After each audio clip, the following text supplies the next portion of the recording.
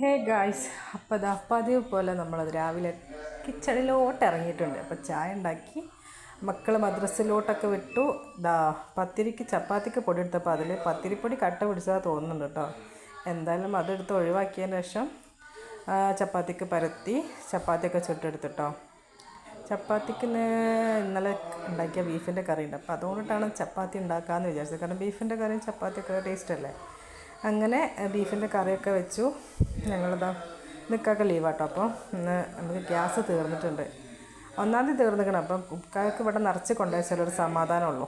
അപ്പോൾ അത് നിറയ്ക്കാൻ വേണ്ടിയിട്ട് ബില്ലൊക്കെ ആക്കി ഞങ്ങൾ ഗോഡൗണിൽ പോയിട്ട് എടുക്കാട്ടോ ചെയ്യുക. അധികം വരാൻ കാത്ത് നിൽക്കലില്ല. അതിന് ശേഷമാണ് എന്നെ ജിമ്മിലോട്ട് കൊണ്ടാക്കിയത്. ഇന്ന് ജിമ്മ് ഞാൻ മാറിയിട്ടുണ്ട്.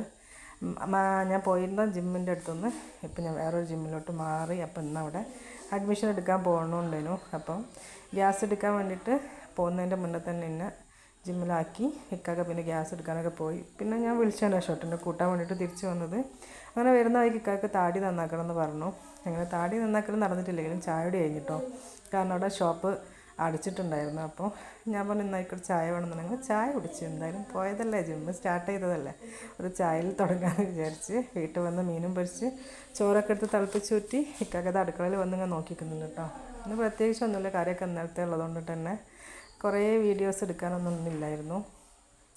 പുറത്തൊക്കെ പോയി അപ്പോൾ അതിൻ്റെ ക്ഷീണമാണ്. അപ്പോൾ ഇന്നലത്തെ കറിയും ഉപ്പേരിയും ഒക്കെ ഉണ്ടായിരുന്നു. അപ്പോൾ അതൊക്കെ വെച്ച് ഇന്ന് അഡ്ജസ്റ്റ് ചെയ്തിട്ടോ. അപ്പോൾ ഇന്നൊരു കൊച്ചു വീഡിയോ ആണ്. ഇഷ്ടപ്പെട്ട ലൈക്ക് ചെയ്യുക, ഷെയർ ചെയ്യുക, സബ്സ്ക്രൈബ് ചെയ്യുക. അപ്പോൾ tata bye bye, see U.